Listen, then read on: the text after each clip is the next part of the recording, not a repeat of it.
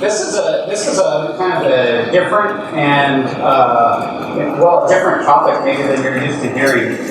And I'm going to start by saying it's a topic that I wouldn't say that I'm an expert in. So it's something that I am working on, and it's something that I really enjoyed researching and studying over the last couple of weeks. And so the first thing I want to do is start with a story.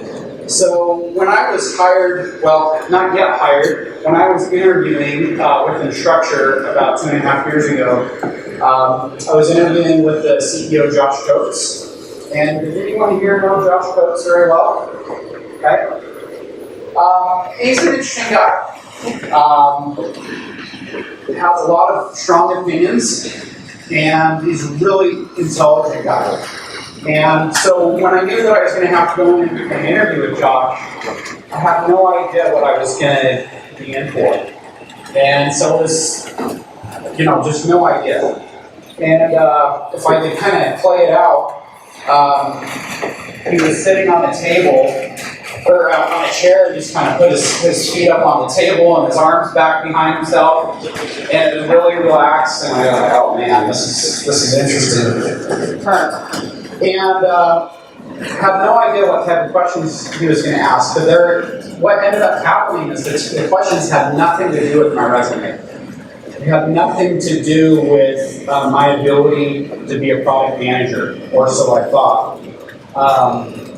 Nothing to do with design, nothing to do with understanding customer problems.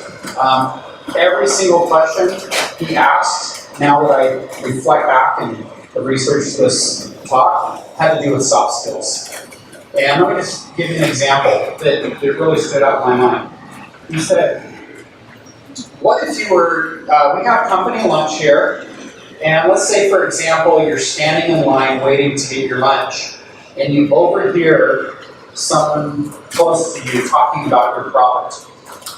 And they're saying incorrect information about it. What would you do?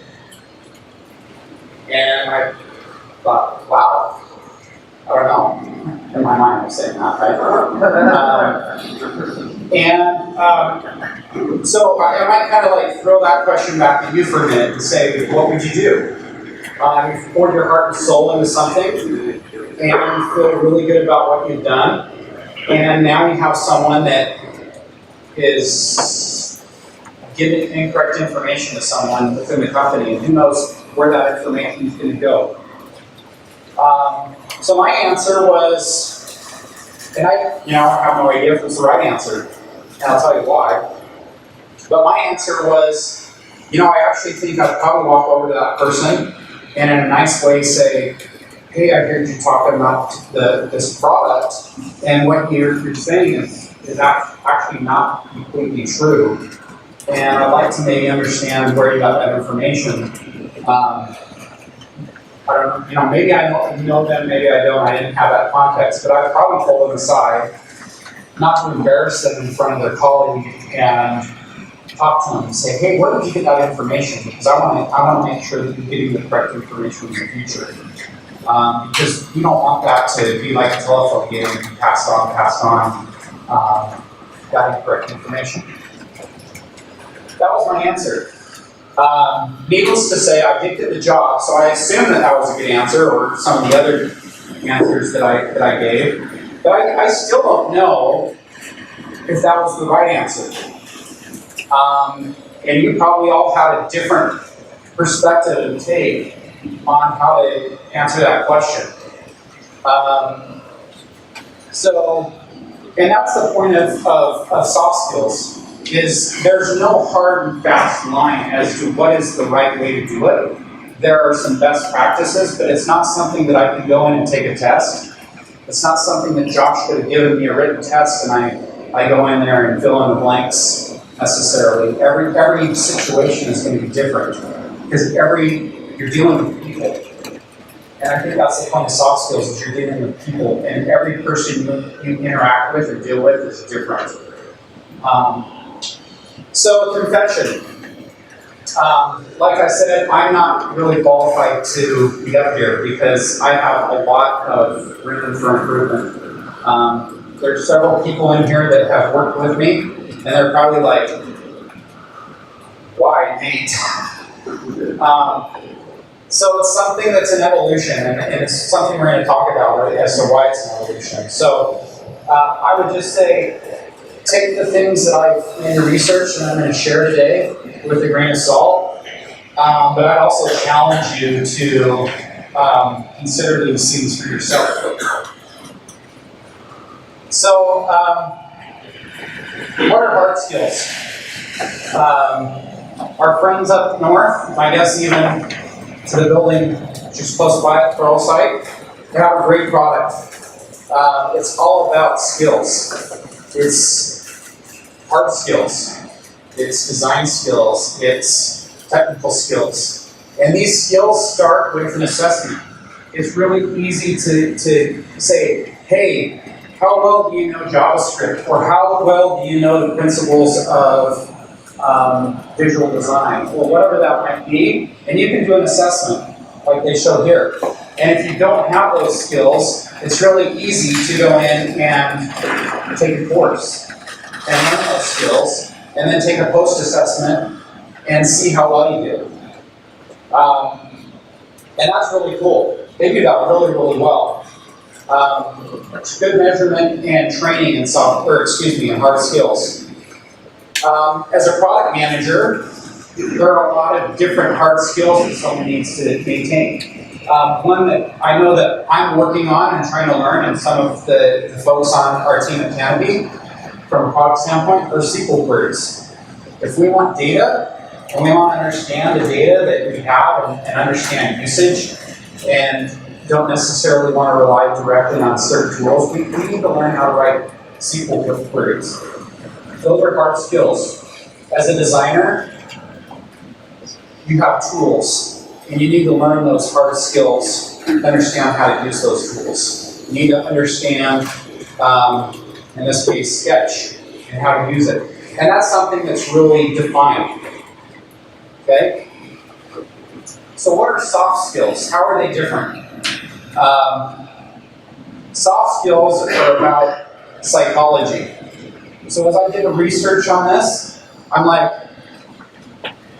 if I get done and if I were to spend all this time and I were to take off my glasses, y'all start thinking I'm Stephen Covey. Right? Because I couldn't help it as I did this and thought about this. I'm like, man, I need to sharpen my saw. I need to seek for win-win, and I need to seek to understand before being understood. But ironically, a lot of these skills are those types of skills, and they're psychological. Soft skills deal with people. They deal with a lot of different types of personalities, as I mentioned. No personality is the same. And so there isn't a cookie cutter way to deal with people. I know from experience that talking to a product designer is very different from one person to another. Talking to an engineer is very, very different from one to another because they have very different interests. Some engineers just want to be told what to do, and so they can put their head down, their headphones on, and start coding. Some of them are really interested in going out and listening to customer interviews, and they want to be really deep into the details of understanding customers. And so you need to understand those personality differences. And, you've ever heard the term reading the room? You need to learn how to read the room, read people. And that's not an easy thing to do. And then lastly, soft skills are a journey. And I would say it's an endless journey. Again, it's not like I can say, you know what?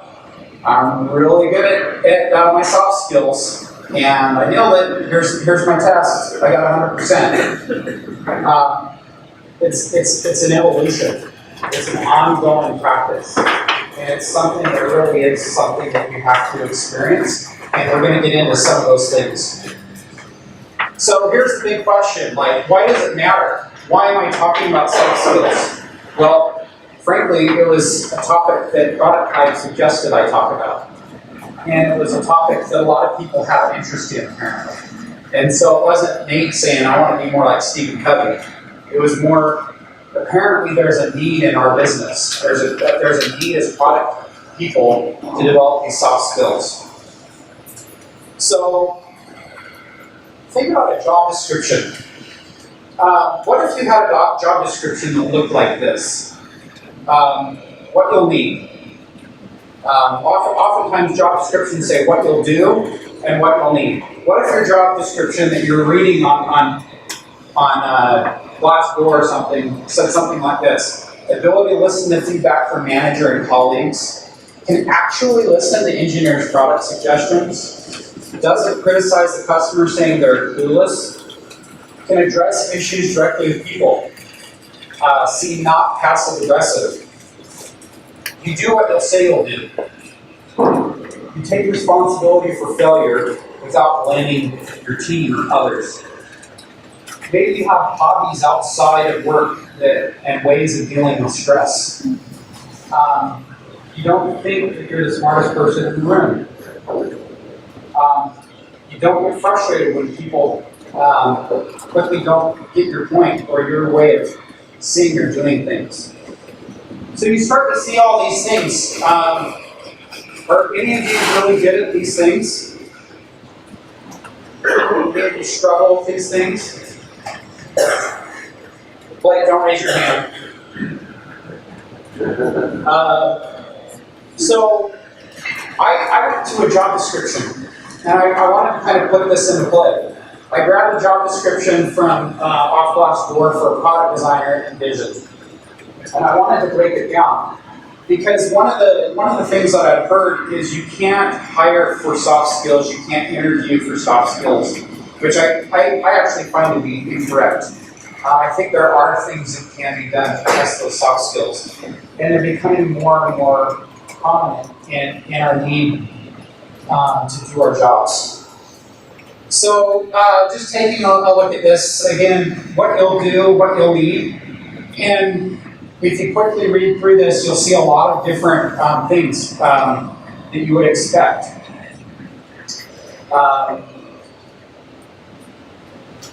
Now, what I've done is I tried to pull this apart. And what you see in green is what I've kind of highlighted is what I've categorized as soft skills. And in red is what I've categorized more as, in red is the hard skills. And I find it somewhat ironic that it's about a 50-50 mix. What I find even more interesting is what you'll need is hard skills. Oh, it's pretty hard skill heavy. But what you'll do up above is a lot heavier in the soft skills area. And so, yeah, we haven't talked directly about what those soft skills are, and I'm going to talk about that in a minute. But there's some key words in here that I was looking for when I went through this job description. Some of those keywords were, for example, in that second bullet, deep understanding of customer problems. That's not something you can measure. That's something that you develop over time. It's something you have to work at and practice. Another word in here, work closely with designers, product managers, engineers, and leadership in a highly collaborative environment. Again, you can't measure that. You can give experiences, because these are all based on experience. But I couldn't go in and say, let me have you take this test on collaboration. It's not something that you can do. It's something you have to show over time. All right. So some questions, maybe just a little bit of self-reflection here. Do you embrace or fear change? Change happens all the time in our business.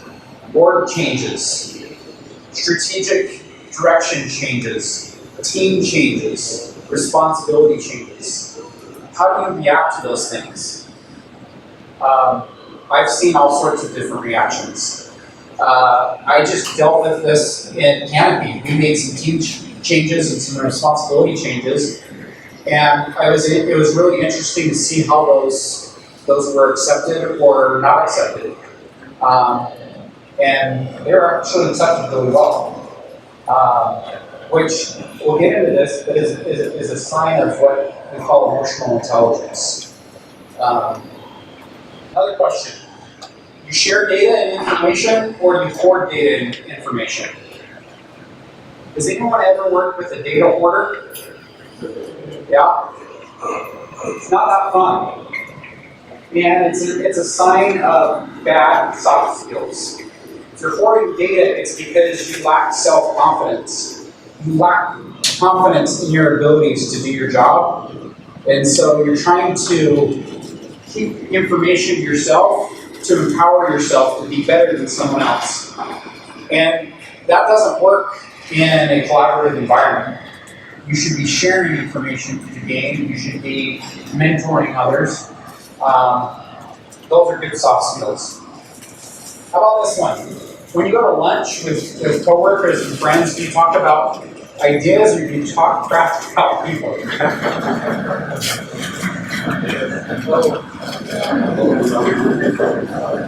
That's a tough one, right? I talk crap about a lot of people. Something I'm working on sometimes, right? Okay.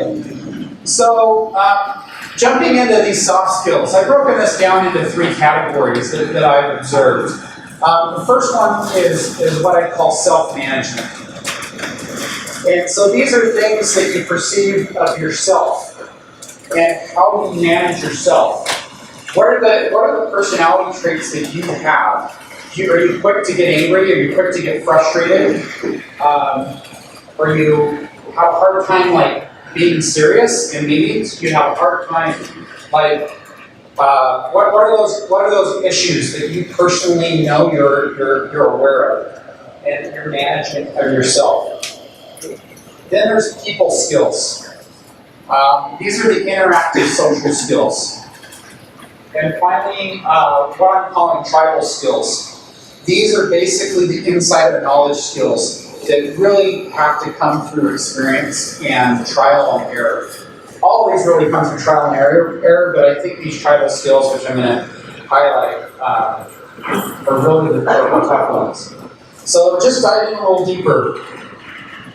Do any of you, when you're driving to work, or you're on a vacation and you're driving the car, ever get deep in thought, and then about 15 minutes later, you're like, oh crap, I'm driving a car. All the time, right?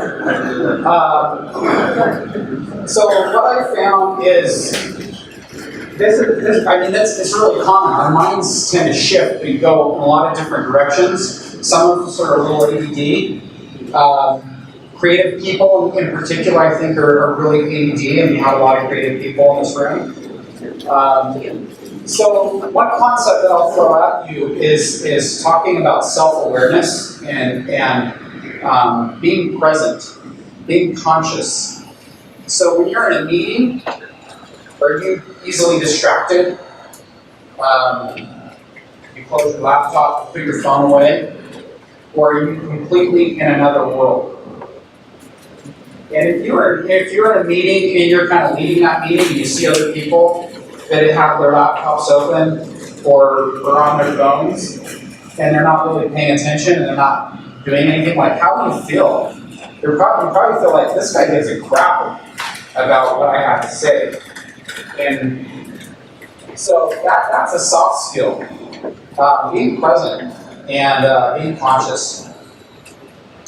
Great quote. Anyone read the book Radical Candor? This is a really popular book right now. So great quote from Kim Scott. Make sure that you're seeing each person on your team with fresh eyes every day. People evolve, and so your relationships must evolve with them. They're personally, don't put people in boxes and leave them there. Okay. This is the next point I want to make. How about have you ever been in a collaborative session or in a meeting where it starts to get a little bit contentious? There's debate. I personally love a good contentious debate in a meeting. I think that's healthy. If everyone gets into a meeting and agrees, you're not learning anything, you're not challenging anything, you're not getting any better. So the last thing I want to say is be nice to everyone, don't disagree, walk away friends and hold hands in the meeting. But the one thing I do want to say is, how about the experience where you've been in a meeting and you run into maybe some conflict with someone and you disagree? What happens when you leave that meeting? Do you hold a grudge?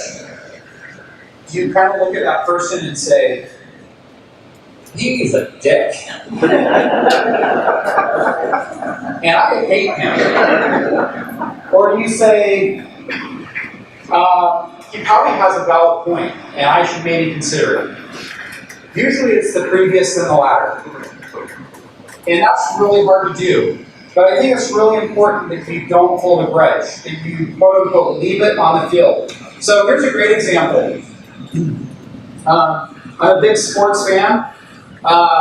Can't see their faces, but if you're not a sports ball guy, Kevin Durant, Steph Curry, rival teams in a way last year. And there was a lot of heated competition. They probably hated each other. But at the end of the game, at the end of the series, they're able to come together and hug it out. And ironically, be on the same team together and accomplish something really, really great. Because they're able to set maybe their differences aside and work together.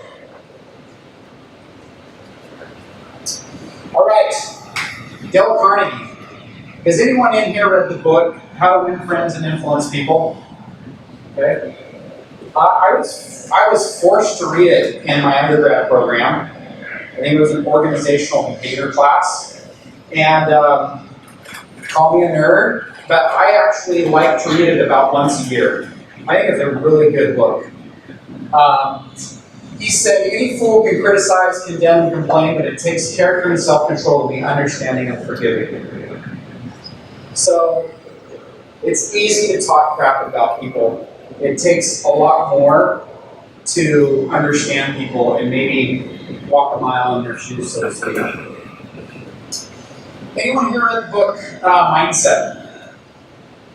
Okay, fewer hands. Definitely definitely suggest you read this book. It's really not that long, but this is probably the most, here's the clip notes. Here's the most powerful thing from this book. Dweck. Harold Dweck. And so what she talks about is this concept of a fixed mindset and a growth mindset. And I'm not going to read over this because you're all capable of reading. But you see the differences in a fixed mindset and a growth mindset. And so one of the things you can ask yourself is, what type of mindset do I approach my job in, even my life in? I have teenage daughters, and I'm always like, is this a fixed mindset or a growth mindset? Because they know it's. But I mean, think about this. This is really powerful stuff. I really encourage you to read that book. All right, the second grouping that I call is self-management skills. That was the first grouping. Now, I've talked in a little bit more detail around self-awareness and leading on the field and growth mindset, but a couple other things that I've put into this category. Emotional regulation, or how can you regulate your emotions? Do you get too high, do you get too low? Do you get pissed off easily? How do you handle yourself in the way you deal with people and problems that come at you? Self-confidence. So I think it's really important to have self-confidence. I'm going to read a quote here from Kung Fu Panda, those who believe in themselves have access to unlimited power. Wise from a Panda. So the one thing that I would call out is, but be careful, because self-confidence can also lead to arrogance and a really strong ego. And the last thing you want to do or have as a product person is an ego and arrogance that you know better than anyone else, that you're smarter than everyone else in the room. As soon as you believe you're smarter than everyone else in the room, you're toast. So I'll just give a story. I used to work for a company here locally called Ancestry.com, and I was a product manager on kind of like new and new innovation products. And is Kenny Freestone here by chance? I'm not here to talk crap about Kenny. I'm here to talk like some good things about Kenny. So Kenny was another product manager in the group, and he was over what we call family tree.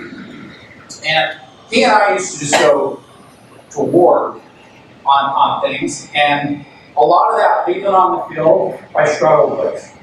I really had a hard time with him, but what I realized is I kind of stepped back from that. You're laughing because you know.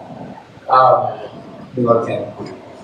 He had a lot of really good points, and he's gone on to do some really amazing things at Ancestry, including the whole Ancestry DNA project. But at the time, I'm like, dude's an idiot. And what come to find out is I was the idiot. I thought I knew a lot more than he did, and I could solve way better problems. And come to find out, he was a lot smarter than I was, and he's been a lot more successful in that business. And I could have learned a lot from him if I would have dropped the ego. Stress management. Everyone gets stressed. How do we deal with it? I was stressed out about this talk.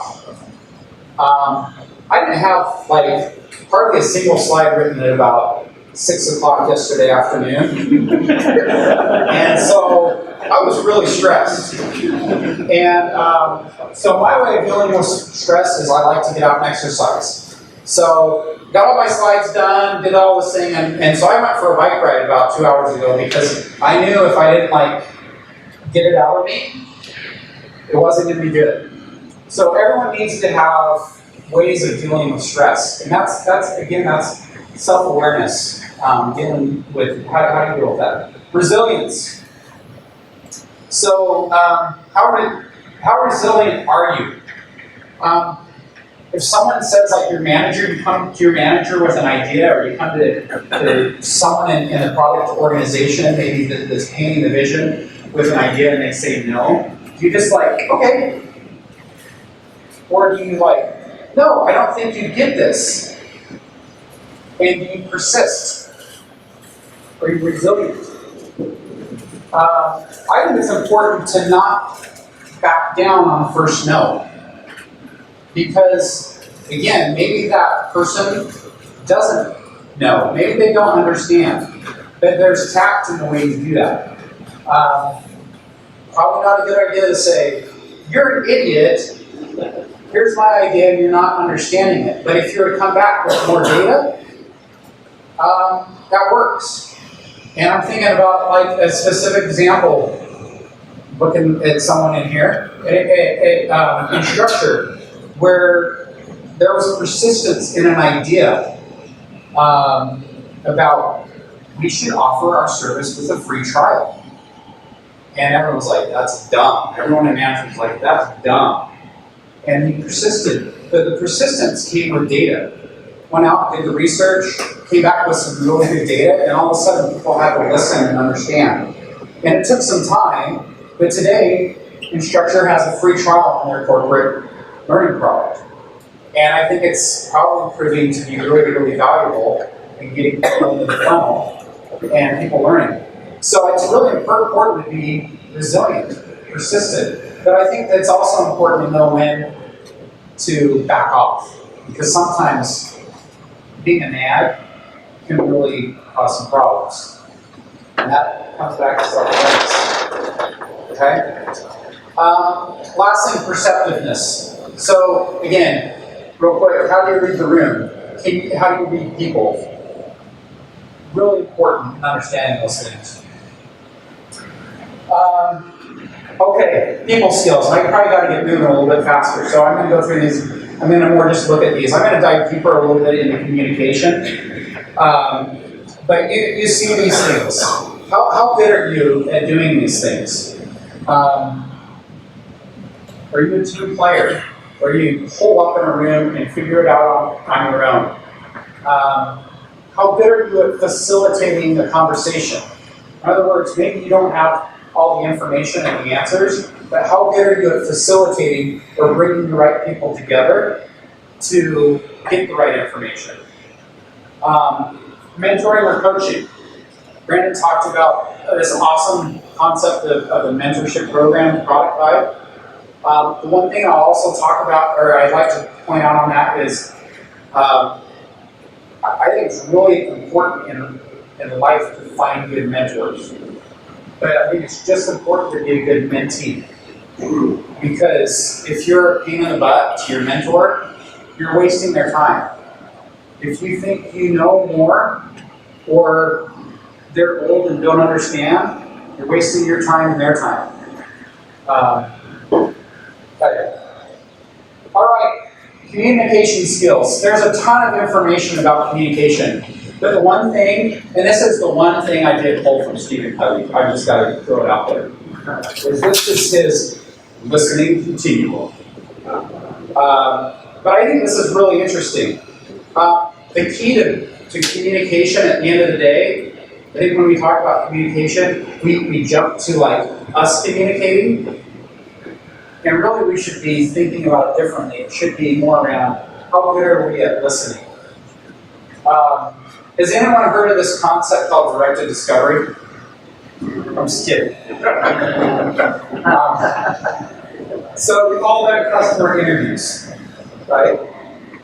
Customer interviews are the epitome of empathetic listening.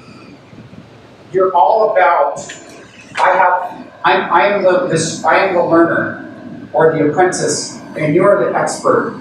Teach me. Let me understand. You're totally listening. You're not in a mode of, if they'll just finish their sentence, I have something important I want to say. Right? You're not thinking about the next thing you want to say. You're literally just like sucking it in and absorbing everything they have to say. And that's that spectrum is, what if you took those same listening skills that you have in customer interviews and applied it in the way you listen to other people at work? I think it would be pretty amazing. All right, last, tribal skills. These are tough skills. The skills before, I think, are things that you've been doing all throughout your life and you're working on. But these tribal skills are corporate America dealing with orbiting the giant hairball. Anyone read that book? It's a great book too. It's about orbiting the giant hairball. Managing up. Build a relationship with your manager. Don't be afraid to go into one-on-ones. I think a lot of times people have a fear of their manager, and sometimes that's because their manager is just not a good manager. So that's kind of a whole other problem. But build a relationship with your manager, and as you do that, you're managing up. Let them know what you're trying to accomplish. Let them know what you're wanting in your career, what you're wanting to learn. Let them know the skills you're working on and the goals that you have. Talked about difficult personalities. Man, how do you handle office politics? Yeah, that's a tough one. But I think a lot of those previous soft skills that we've talked about really are foundational principles that get you through some of this crap. Influence and persuasion, that's a huge product skill. As product people, engineers, people on our team, they don't report to us. It's all through influence. And so developing that skill is really key. And networking. You guys are working on your soft skills because you're here. Congratulations. But another great book, Never Eat Alone. And that was the title of the book by Keith Ferrazzi, but just talking a little bit about networking, you're wasting your time at work if you're going to lunch on your own or you're sitting at your desk during lunch on your own. Like, find people that you admire and go learn from them. There are tons of great people within your organization you can be learning from. And so, one of the things that has worked really well is I like to do one-on-ones on a frequent basis with people within my team. And a lot of times, one of the goals that those people will create is, I'm really interested in getting to know this guy because he's really good at finance, or I'm really good at talking to this guy because he's really good at customer interviews. Go find them, seek them out. Tell them that, stroke their ego a little bit and say, I've noticed that you're really good at this, and I'd like to just ask you some questions and understand how to do this better. Again, how to win friends and influence people. One of the key points of this book is people love to talk about themselves. People love to hear their names. Try this sometime. Go to lunch with someone and just mess with them. No, you don't mess with them. But if you go and you were just ask questions over and over about them, you'll find that they'll talk the whole time during lunch. You can eat and enjoy your meal, and they'll just talk. But it's true. Everyone loves to talk. Everyone likes to hear their own voice. I'm like, this is awesome up here. You guys are listening to me. This is the best. Okay, some myths about soft skills. Some are born better with soft skills than others. I have to be an extrovert to have good soft skills, and I'm an introverted person. I like to call myself an extroverted introvert. Because I think I'm an introvert. I would rather be on my when I like to cycle, and I don't like to cycle with other people. I know it's easier, but I like to get out on my own and think on my own, and I don't want to talk to anyone. I'd much rather put my headphones on and work than talk to people by nature. But you have to learn to turn it on and turn it off. Before I got up in my mind, I'm like, it's showtime, right? I got to turn it on. And then probably tonight my wife's going to be like, you look drained. And I'm yeah, because I have this thing turned on all day, and it sucks.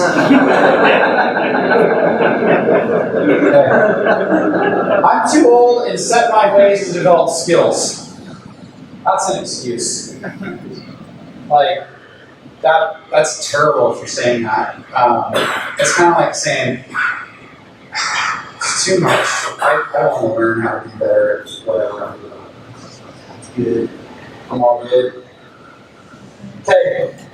I'm gonna skip past this. Whoops. Success in any field, but especially in business, is about working with people, not against them.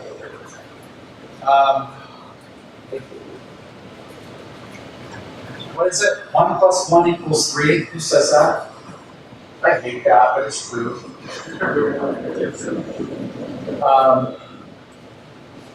Okay, so how do you improve? I don't know. I have no idea. I shouldn't say I have no idea. But this is what I think, okay? So this is where it's I'm not an expert. I'm no Stephen Covey. I'm no Dale Carnegie. But this is my thought. I try to actually even approach it from the product development process in my mind, because that's something I know. So the first thing I want to do is assess. You just said you can't assess these skills. Yeah, you can. It's are you a jerk or not? You should know. I'm a jerk to people, right? I didn't. No, I'm not. I'm personally not. And you should be able to say, like, I get angry really easily, or I struggle with talking to people, or whatever that is. Like, you know where you struggle. It's a little bit of like self-reflection time. Like, climb to the top of the mountain at sunrise, and like, talk to yourself. Second, ask for feedback. So this is where like being humble and like letting go of your ego is really important. Talk to your manager. Talk to your coworkers. Everyone has a close friend at work or whatever. Like, tell them you're working on this, and maybe even say, what do I suck at in these areas? And if they're actually a good friend, coming back to the radical candor, they'll tell you. And if you are a good friend, you should be telling people that. Because if you didn't care, it's kind of like, if I was a good friend, I'd come up to Gentry and say, dude, you got crap all over your face. But if an unkind friend would be like, he's going to walk around all day, and that's going to suck for him, right? Then you got to prioritize. So you put together some things that you want to work on, and as you know in product, you can't do it all.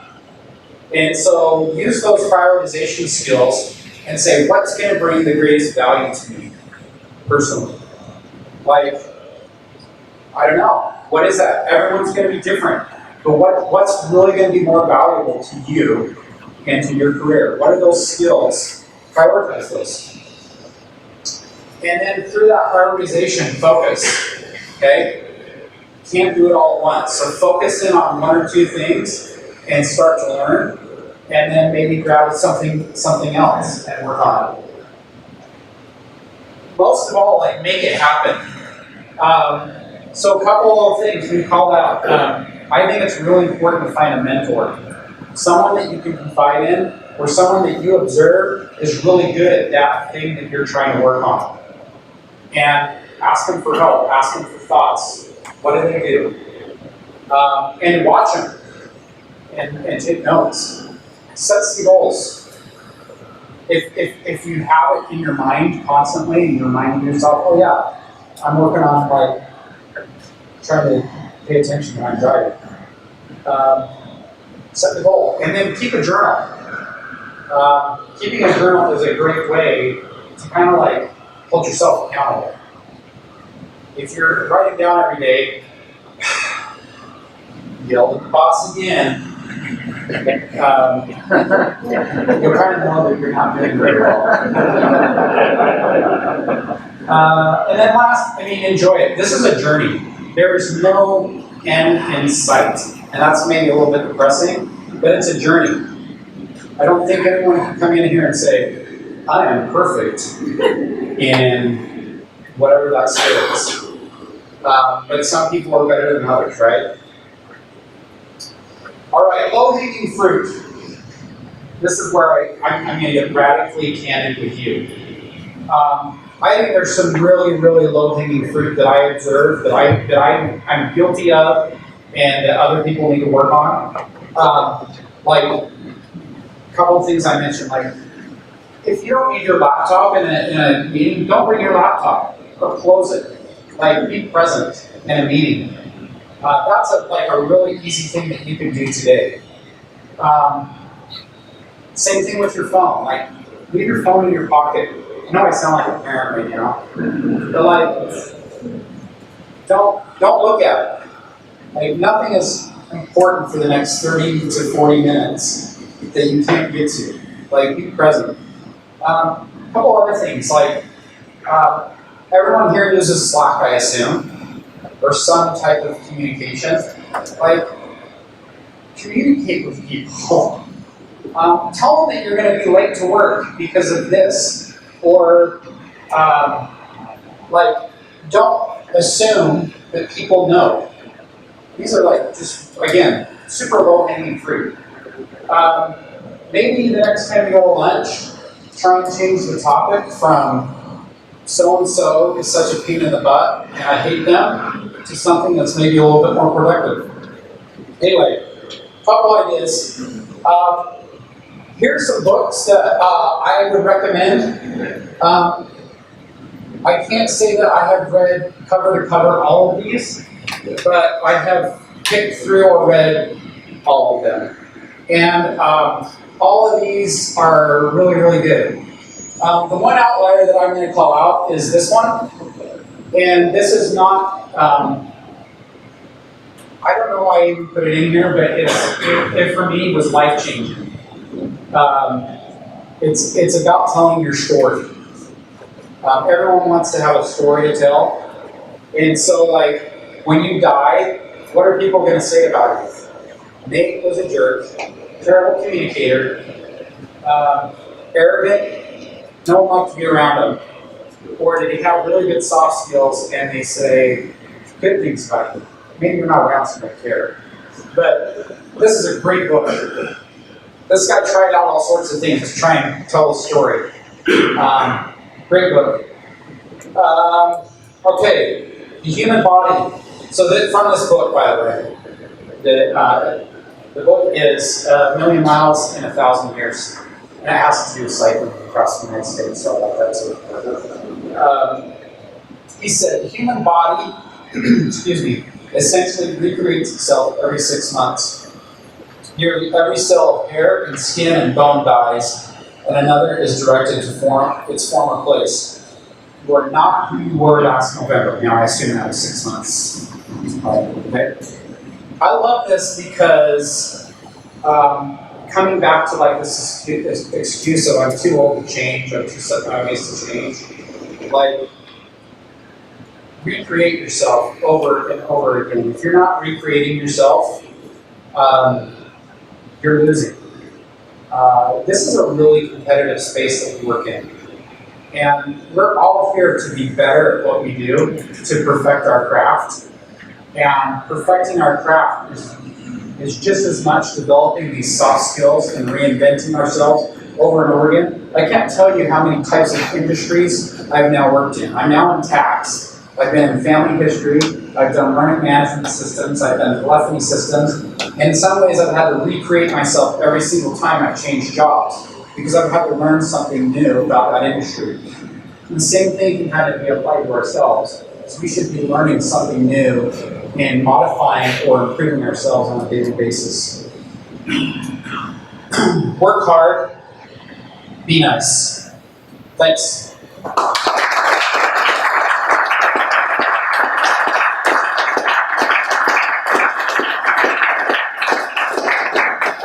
want to take some questions? Oh, okay, we don't have any questions? I don't know. From the expert? I don't know if this is on. Hit the Questions, I guess. red button on the bottom. Steve. So you hired people for hard skills like I mentioned before, where you were like out looking for some new hard skills. Yeah. Like I was kind of more of that type of hire. Yeah. Or structure. But you hired people for soft skills. If you can just choose one, you hired for hard skills or soft skills. And you're probably getting too often, you know, like having product management experience versus the soft skills that are needed to build. Yeah, so the question was, I've hired a lot of people in my career, and like, should you be hiring for soft skills or hard skills, or what do I look like, or look for personally? You know, this talk and the preparation that I did for this talk has changed my opinion. I think if you were to ask me a week ago, I'd say I'm hiring for hard skills. But what I'm finding is it's a whole lot easier to hire those soft skills because these are personality traits that you don't just change overnight. Whereas a hard skill can be taught. It can be assessed. Like you go to Pluralsight and I can teach, or you can go to Pluralsight and get a course on JavaScript, learn how to write JavaScript probably over the next 2 or 3 weeks. But I don't think anyone in here can say, it took 2 or 3 weeks and I'm really expert in communication and listening. So I think it's a really good question. I would say, I in fact, the thought occurred to me as I prepared this talk is, I want to change the question sets that I have when I interview people to a lot heavier on soft skills. and drilling people for those soft skills, because those are going to be really hard to measure. I can look at someone's resume and say, oh, you know, if I'm hiring a product designer and say, you know, they've done these things, that's evident, but I have no clue if they're a jerk or not. And frankly, a lot of in our organization, we say we hire for culture fit first, and then skill set second. And I think a lot of that has to do with hiring for those soft skills first and hard skills second. Yeah. What role does company culture play in the development of these soft skills? Yeah, what role does company culture play in the development of these soft skills? That's a really good question. I think it goes along with this is what, you know, everyone's worked for a lot of different types of cultures in different companies. And I would say the soft skills obviously determine where that culture goes. And a lot of that, I would even venture, I mean, I'm pontificating right now, and maybe others have some thoughts. A lot of that has to do with the management in the company. What are the soft skills of the management? Because, in particular, the CEO, because if that CEO has really poor soft skills, and I think we've all worked for CEOs that have those poor soft skills, that they can say, it can be lip service, and they can say our culture is X, but their soft skills will definitely speak louder than their words, and it will be why. Did I dance around your question? A little bit. It seems like it's what you're implying is that, you know, obviously company culture is built up with, you know, the individuals and corporation, but what you're implying, I guess, is that it's heavy top down as opposed to bottom up, right? Well, so that's a great question. So is it top down versus bottom up? So yes. At the end of the day, if the top level doesn't have those soft skills, and maybe I'd even say they're too arrogant to believe that they have all the answers, then there's going to be no what I call autonomy in the organization to work up. And so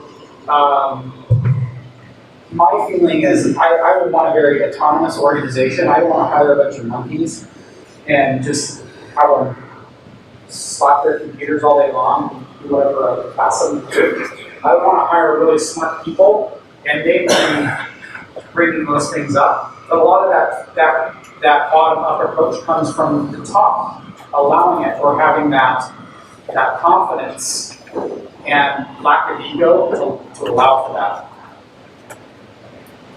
So does that requirement, you know, this whole idea of like, you know, I want to hire people that I don't need to manage, right? Like I want people that are autonomous, right?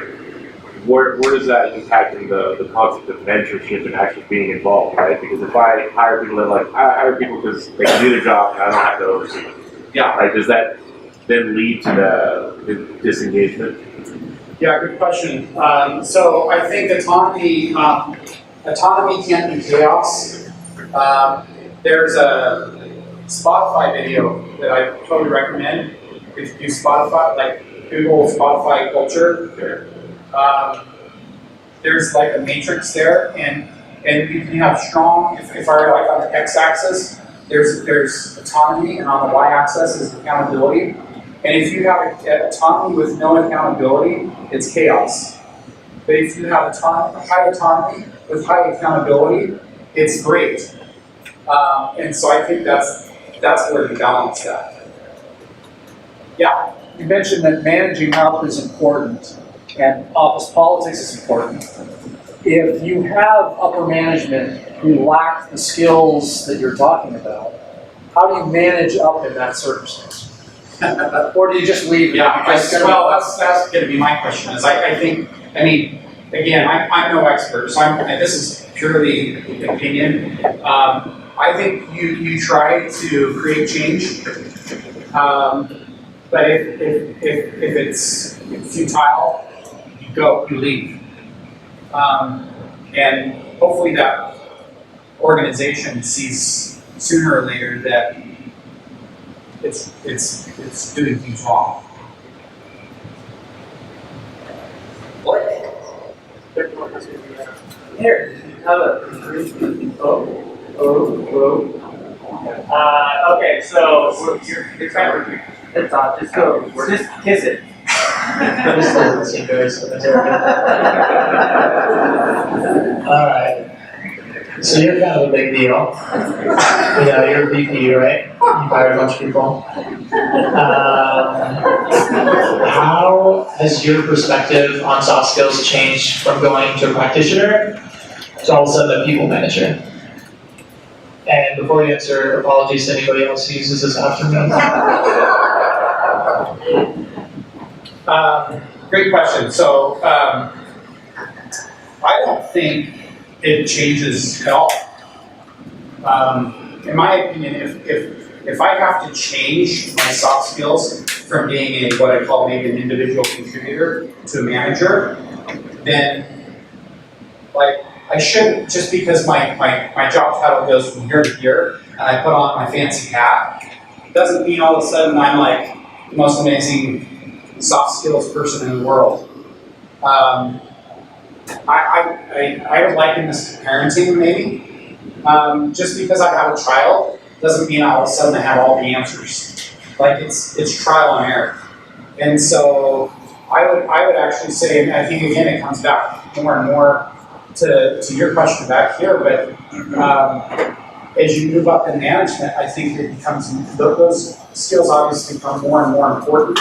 And I think the interviewing process for those types of individuals becomes more and more important in those soft skills, because those soft skills are what management is doing on a regular basis. They aren't doing anything, in my case, again, my opinion, I don't think they're using the hard skills as much as the individual contributors. I actually think they're using the soft skills more, but I don't think it's something like flip the switch and it's like, soft skills time, you know?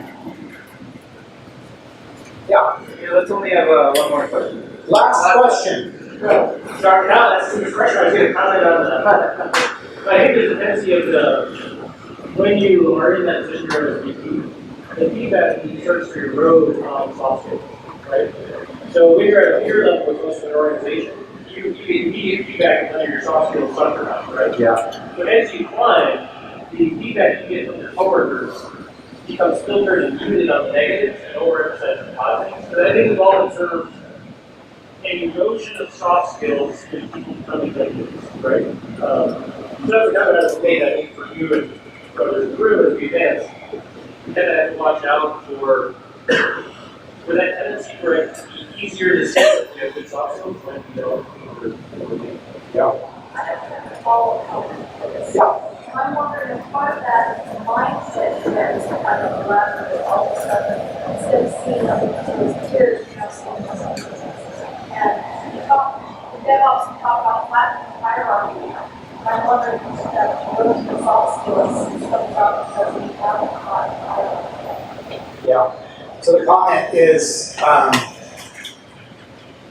if, or oftentimes as people progress into management, those soft skills typically erode, and because they feel like I've made it. Is that fair? I think so. Yeah, I think the feedback changes. Feedback does. Right? Like, Yeah. so it's like singing with headphones on, right? Don't know how bad you are. Because you lose the ability to get that feedback right away. That's honestly, I think that's part of the Yeah. That's exactly. Yeah. You know, yeah. Second part of it. Yeah. Yeah. And what I would add to that is, I would agree, is title, management, those things have a tendency for people's egos to rise with that title. And so, I mean, I don't have a silver bullet other than like, hopefully the people that are I guess that, and again, I'm not perfect here, and I'm new into like a VP role.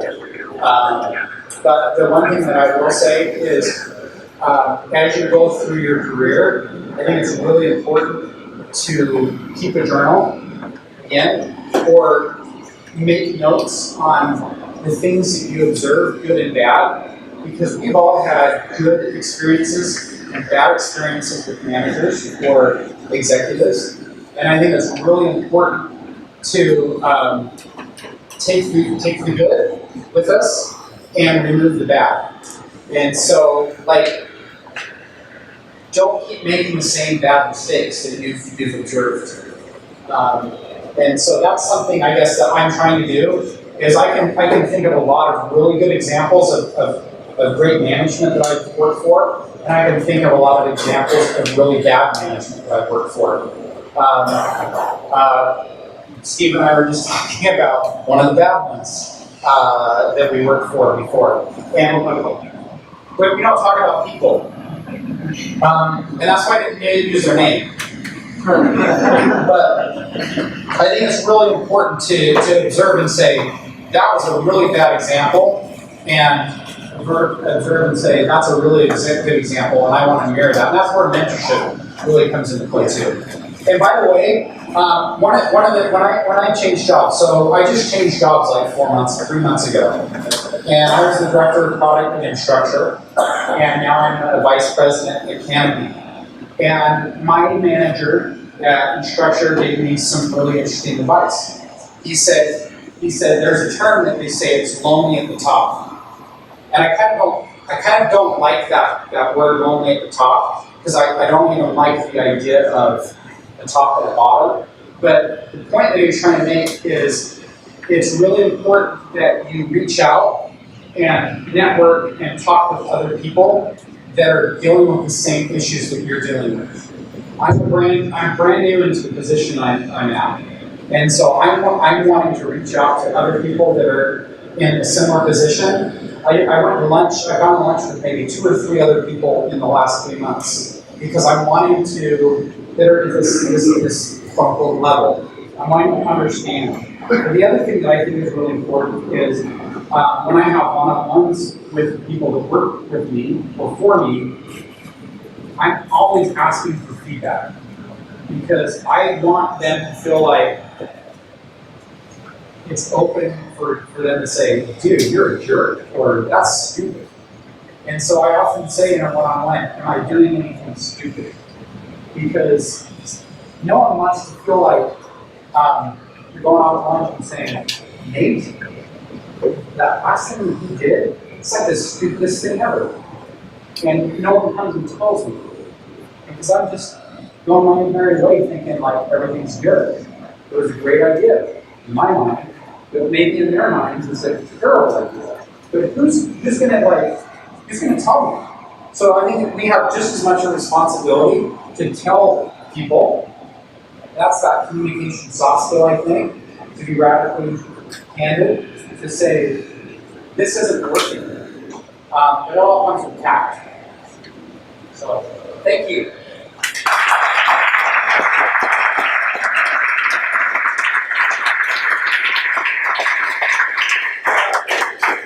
Let's give X one last round of applause for the host.